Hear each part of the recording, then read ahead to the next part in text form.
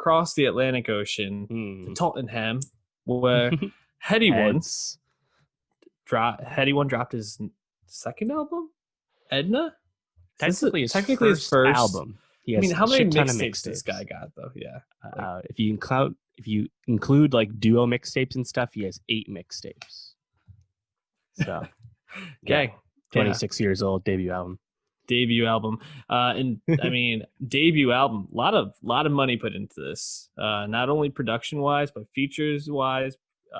Fairly obvious if you just kind of read through. You got Stormzy, you got Drake on this. Skepta. Future. There's a Skepta. There's a lot of people attached to this.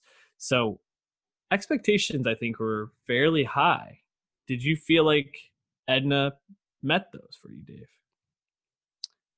Yeah, so this is 20 tracks, right? Yeah.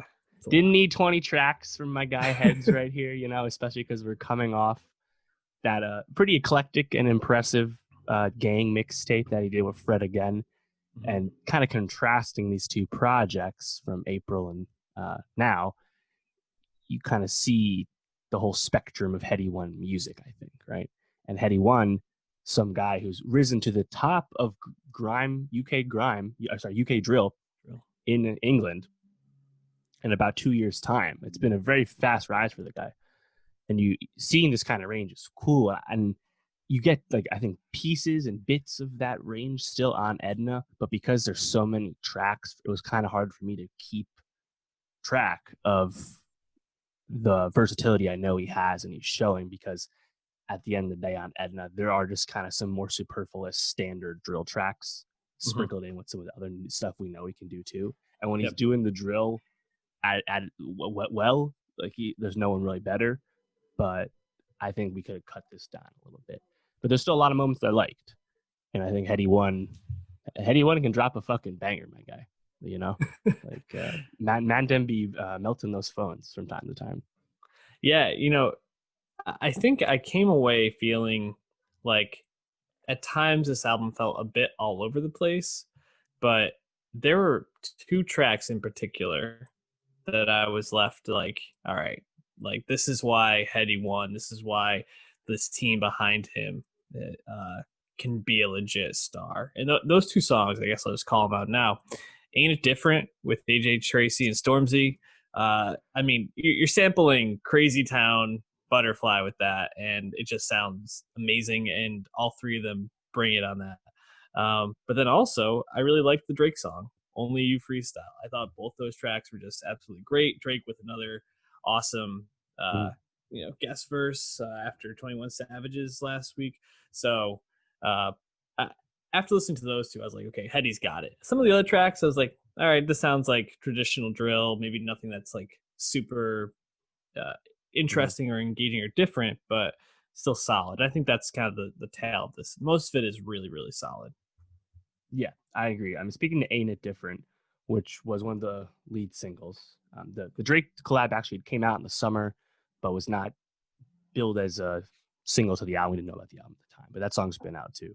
But Ain't It Different, that's a song that when I first heard, that kind of really blew me away, because if you think about that, you have 3 well-known English rap stars, but the least well-known of them, AJ Tracey, is the one who totally spazzes on the track and completely waxes the other 2 more famous guys. Like, his verse is like the perfect union of flow and beat to me. Like, I think it's so fucking fire.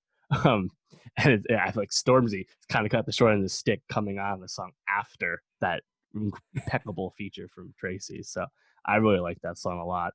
I also love to see another collab from Headie and Skepta. Of course, Back to Basics, perhaps my favorite Headie One song, just a straight banger. And we get them collabing once again on this album with Try Me.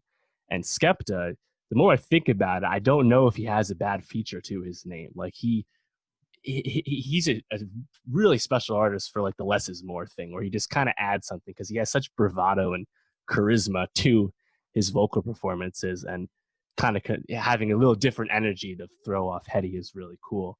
And then on that song, I thought Headie was really good too. I thought some of my favorite wordplay on this album is with that one, where he makes fun of having a large head, yet still remarks on girls giving him head.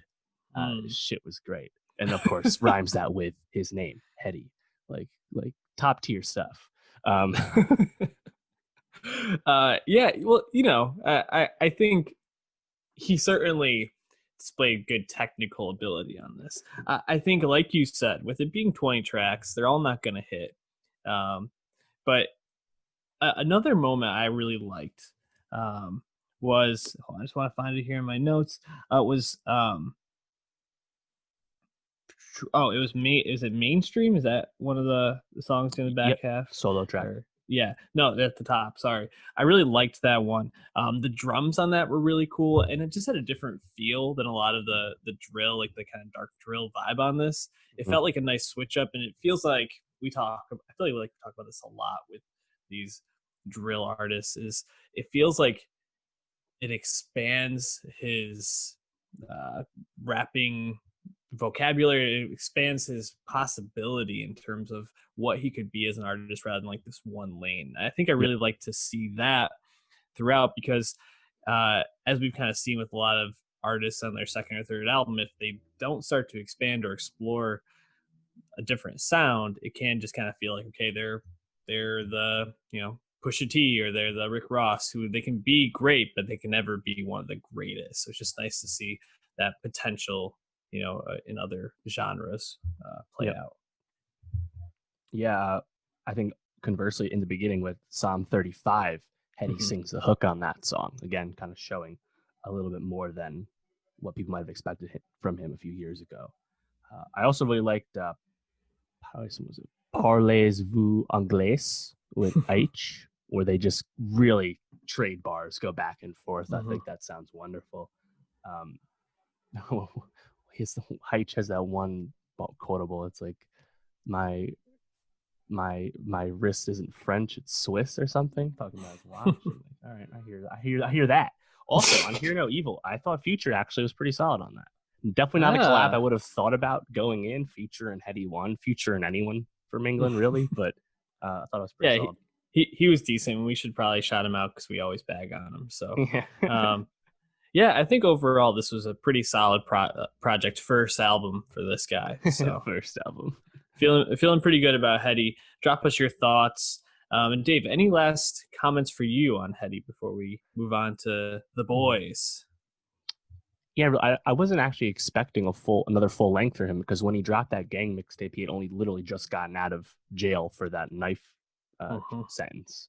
So, and then you hear about other stuff recently, like apparently Ariana Grande's been working, and FK Twigs made a whole quarantine album. It just seems like everyone is actually just being more productive because there's nothing else to do and no one can tour. Like BTS, second album Yep. on the way soon. Like, so I mean, good on Headie. I think he's kind of having a banner year, and like Ain't a Difference been a really big chart track in the UK. So he's definitely on the fast track.